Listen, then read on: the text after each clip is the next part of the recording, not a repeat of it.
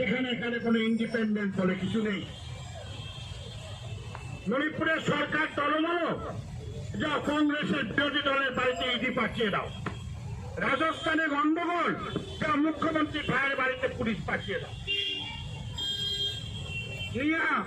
আমার এখানে ভোটের দরকার, পাটনাতে ভোটের দরকার, বিহারে যাও সিবিআই লাগিয়ে দাও।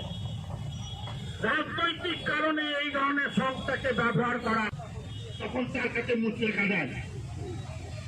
আমরা সবার কাছে সন্তান নই, আমরা মুচলেখা দেবো না। আমরা আইনের কাছে সন্তান, আমরা আইনের পক্ষে, অন্যায়ের বিরুদ্ধে। যারা দলীয়, এবার শুনতে পাচ্ছে, যারা দলিত আন্দোলনের পক্ষে, নাগরিক অধিকার রক্ষার সপক্ষে যারা দীর্ঘদিন ধরে আন্দোলন করছে, তারা যাতে বলতে না পারে, তাদের কণ্ঠস্বরকে স্তব্ধ করার জন্য, একটা ভয়ের পরিবেশ আনার জন্য এই ধরনের প্রোগ্রাম, এই ধরনের আক্রমণ নামিয়ে আনা হচ্ছে। এবং নিয়ার হাতে ক্ষমতা থাকার কারণে, এবং সুপ্রিম কোর্ট যেহেতু বলে দিয়েছে যে তুমি এই তদন্তটা মহারাষ্ট্র পুলিশের হাত থেকে দিয়ে দিয়েছে, অসীম ক্ষমতা আছে এই মামলায়, সেহেতু সে পুরোপুরি ভারতবর্ষে সরকার বিরোধী কণ্ঠস্বর যারা, যে তাদের তুলে হ্যারাস করার একটা চেষ্টা। আমরা তার সর্বাত্মক।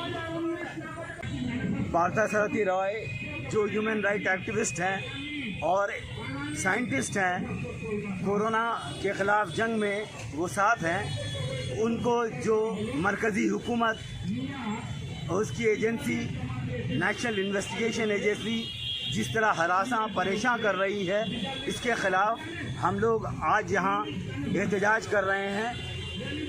भीमा कोरेगांव के तहक़ीक़ात के सिलसिले में उन्हें मुंबई तलब किया गया है, और इस तरह सिर्फ वो नहीं बल्कि इससे जुड़े भीमा कोरेगांव के सिलसिले में बहुत सारे मासूम लोगों को, बहुत सारे बेकसूर लोगों को आज 2 साल से हिरासत में रखा गया है, जो यकीनन हुकूमत का हाई हैंडेडनेस है, और ये एक फाशीवादी हुकूमत का निशानदेही करता है। हम लोग ये चाहते हैं कि हुकूमत जितने लोगों को हिरासत में लिया है, सबों को वो रिहा करे।